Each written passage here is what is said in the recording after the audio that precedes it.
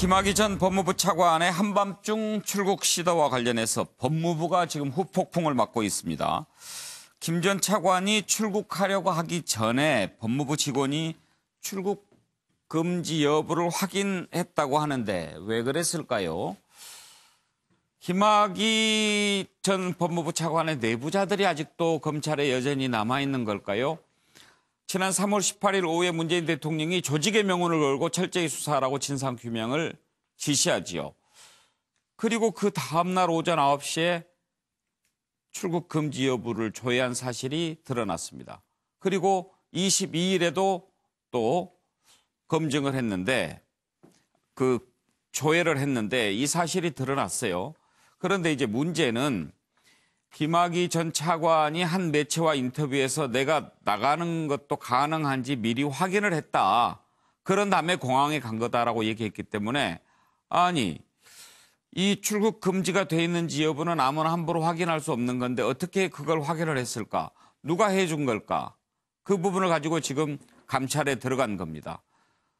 출국 금지 여부를 조회했던 두 법무관은 기억이 나지 않는다고 한 사람은 이야기하고 한 사람은 나중에 이거 관련된 소송을 대비하기 위해서 했다라고 밝히고 있습니다. 조금 아리송하지요. 그 부분 한번 짚어보고요. 오늘 특별수사단이 꾸려졌는데 검사장, 차장검사 1명 그리고 모두 13명이 투입됐습니다. 관련된 녹취를 한번 들어보겠습니다. 공소시효가 끝난 일은 그대로 사실 여부를 가리고 공소시효가 남은 범죄 행위가 있다면 반드시 엄정한 사법 처리를 해주기 바랍니다.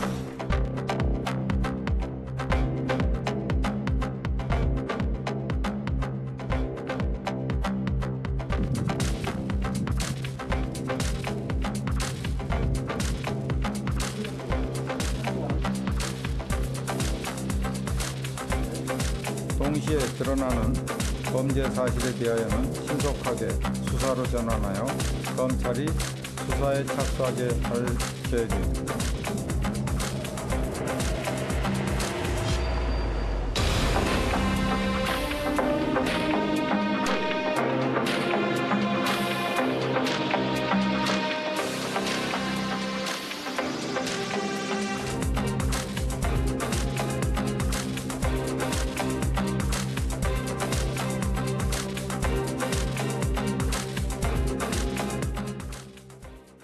윤기찬 대변인 변호사 하시니까 먼저 좀 물어볼게요. 지금 출국 금지가 돼 있는지 안 돼 있는지 확인하는 절차가 어떻게 돼 있습니까? 원래 본인 아니면 변호사가 직접 가야 됩니다. 출입국 사무소에 가서 확인을 해야 됩니다. 근데 지금 이 경우에는 아마 전산상 어떻게 돼 있는지 내부자를 통해서 확인을 한 것 같아요. 그래서 상당히 이례적이고 본인 스스로가 아마 그 촉을 느꼈든지 아니면 수사가 권고되거나 좀 분위기가 안 좋다는 정보를 입수하셨든지 거기도 아마 또 내부자로부터 들었을 가능성도 배제하기 어렵죠. 아니면 저렇게 급작스럽게 나가려는 시도한 게 좀 이해가 안 되고요. 어찌됐든 좀 법무관이라는 것은 사실은 이제 사법시험 붙고 나서 군 대신해서 가서 근무하는 거거든요. 공익법무관 내지 군법무관인데 군복무를 전환 처분해가지고 공익법무관을 근무를 하는 겁니다. 지금 이 출입국 관리소에 있는 법무관이 바로 그 법무관입니까? 그렇다면 상당히 연차가 낮은 분들이고 김학의 전 차관하고 직접적인 인적 관계가 있기는 어려워요. 그렇다면 사실은 중간에 어떤 분이 모종의 역할을 했다고 느끼는 것이 합리적이라고 생각을 합니다. 이 부분도 뭐 수사를 해봐야 될 것 같아요. 그러면은 아무래도 이제 김학의 전 차관의 검찰 내부에 아는 사람들을 통해서 한번 알아봐 달라. 이렇게 부탁했을 개연성이 높은데 지금 그러면 관련 법무관들이 얘기하는 나는 기억나지 않는다, 뭐 소송에 대비한 거다 이런 해명은 믿을만 합니까? 뭐 전혀 그렇지 않죠. 사실은 당황해서 그렇게 얘기를 하실 텐데 그거는 본인 스스로가 업무 범위가 있을 거 업무 매뉴얼이 있을 텐데 그 업무 매뉴얼을 제가 확인을 못 해봤지만 이름 들어도 그 업무 매뉴얼에 적힌 것과 관련 없어 보여요. 왜냐하면 김학의 전 차관에 대해서 출입금지 조치를 하겠다는 말이 전혀 언급이 안 됐었고요. 요청이 된 것도 아니고 검토가 된 것도 아니고 그렇다면 갑작스럽게 그를 조회할 이유가 없는 것이고요. 예. 아마도 본인 스스로가 뭔가를 좀 말을 좀 안 하고 있는 게 아닌가라고 생각합니다. 정근택 변호사 듣기에도 두 사람 해명이 조금 석연치 않지요. 아, 당연하죠. 예. 김학의 차관이 뭐라 그랬냐면 확인한 후에 갔다 그랬거든요. 예. 그럼 뭐 본인이 확인했든지가 누가 확인한 거죠. 예. 그 얘기 때문에 문제가 되는 거 아니겠습니까? 그렇다 그러면 아마 근데 이 그 두 분의 법무관들은 말씀대로 군대 대신 가는 거라 20대 후반이나 30대 초반이에요. 그러니까 내용을 잘 몰랐을 수 있어요. 그냥 한번 확인해 봐라. 근데 문제는 뭐냐면 이 당시에 이미 언론에서 김학의 부분에 전 차관이 뭐 출금지를 해야 되느냐, 수사를 해야 되느냐, 이게 아주 논쟁이 될 때였거든요. 출국 금지도 안 돼 있다 이런 그렇죠. 기사가 안 돼 나왔잖아요. 있는, 그렇죠. 기사도 예. 나왔고 언론에서 아주 관심이 돼 있었기 때문에 당연히 얘기를 했을 때는 그 받아들이는 사람이 이 사람들이 아주 어리긴 하지만 아, 이게 뭐 문제가 있나? 이게 그 느낌을 가질 수 있거든요. 그렇다 그러면 중간에 분명히 누군가 있는 거예요. 예. 이분들한테 얘기한. 그분이 제가 보기엔 이 20대 후반, 30대 법무관 갔으면 앞으로 뭐 판검사도 갈 수 있고 이런 분들인데 이게 어찌 보면 범인 도피죄도 될 수 있어요. 만약에 뭐 수사를 한다 그러면 예. 그럼 앞으로 이 법조 인생이 완전히 파탄나는 거거든요.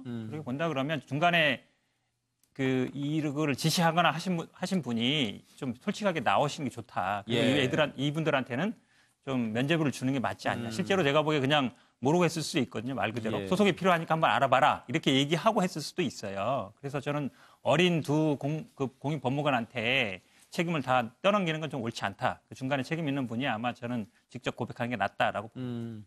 그 출입국 법무부의 출입국 관련된 그 컴퓨터에 출입국 금지 여부를 조회하면 기록이 바로 이렇게 남는 모양이죠.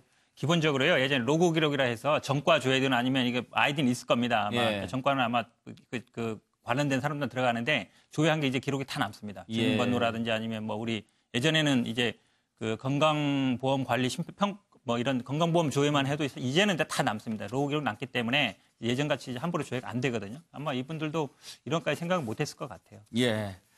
그럼 이제 수사 전망을 한번 해보려고 하는데 차전 교수 지금 네. 특별수사단이 이제 꾸려졌지 않습니까? 그렇죠. 그런데 수사단장 찾기가 되게 힘들었다고 하더라고요. 그러니까요. 오늘 뭐 지금 그 특별수사단 단장으로 임명된 그러니까 여한섭 예. 단장도 사실은 지금 김학의 전 차관과 또 개인적인 인연이 있다고 그래요. 예. 춘천지검장으로 근무할 때 본인이 아마 거기 춘천지검의 부부장으로 근무해서 본인이 아마 상당히 고사를 했던 모양입니다. 예. 그럼에도 불구하고 워낙 그 여한섭 단장의 특별수사 능력 그리고 또 이 여한섭 그러니까 단장이 한번 이렇게 딱 그 문 사건을 끝까지 파헤치는 그런 근성 뭐 그런 것 때문에 아마 지금 그 검찰총장이 강하게 좀 설득을 해서 시킨 모양인데 그래서 여한섭 단장의 별명이 독사라고 그래요. 독사라고 그러는데 그래서 저는 이번 수사가 성공하기 위해서는 이제는 여한섭 단장이 독사가 아니라 이제는 살모사가 돼야 된다. 저는 그러니까 좀 더 독하게 그러니까 결국은 앞서 지금 이 법무관들이 지금 그 교사 검증한 부분도 예. 사실 이 김학의 차관이 지금 이 중앙일보 인터뷰에 이런 말이 있어요. 미리 출국이 금지돼 있는지 확인했는데 안 돼 있어서 공항에 나갔다 예. 이거거든요. 그렇다고 한다면 저는 법무관에 직접적으로 본인이 부탁했다기보다는 아마 그 중간에 아마 검찰의 고위직들 예. 중에서 했을 가능성이 상당히 높다. 그렇다고 한다면 과거 6년 전에 이 김학의 차관에 대한 수사가 비호되고 은폐되던 그 구조가 지금도 살아있을 가능성이 여전히 있다는 거죠. 그렇다고 한다면 지금 여한섭 단장은 해야 될 것은 말 그대로 독사가 아니라 살모사가 돼서 자신의 조직까지도 파헤치는 그런 예. 결기를 보여야 된다는 것이죠. 정태근 의원은 수사 전망 어떻게 하십니까? 저도 지금 우리 차 교수님 얘기에 전적으로 공감을 예. 하는데요. 당연히 이제 김학의 씨하고 윤모 씨의 범죄 행위에 대해서 철저하게 수사가 이루어져야 되는데 지금 계속 언론에 흘러나오는 얘기를 보면 검찰만 문제가 있었던 것이 아니라 사실 그 당시 경찰 수사도 상당히 문제가 있었어요. 예를 들면 지금 동영상을 입수했다는 시기와 관련해서도 청와대에서 경찰청장한테 오다를 내린 시점이 3월 5일인데 그때는 없었다고 얘기했는데 그때 이미 3월 초에 야당한테 넘어갔다고 얘기를 한단 말이에요. 예. 그리고 실제로 보면 최근에 계속 나오는 얘기가 그 당시 수사국장이 거의 수사 의지가 없었다라는 거 아니겠어요? 그리고 더 문제가 되는 것이 조금 전에 우리 차 교수가 얘기했던 검찰 단계로 넘어갔을 때 어떤 일이 벌어졌는가. 지금 제가 조금 전에 우리 윤 변호사님한테 여쭤보니까 직권남용의 공소시효가 7년으로 남아 있어요.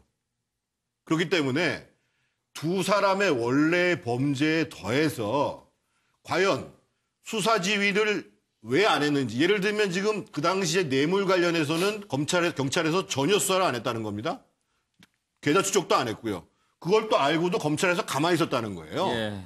그래서 제가 말씀드리고 싶은 것은 경찰 수사에 있어서 그리고 검찰이 수사를 지휘하는 과정에 있어서 그리고 수사를 방해하는 문제에 있어서 철저하게 이번에 조사가 되는 거 봅니다. 예.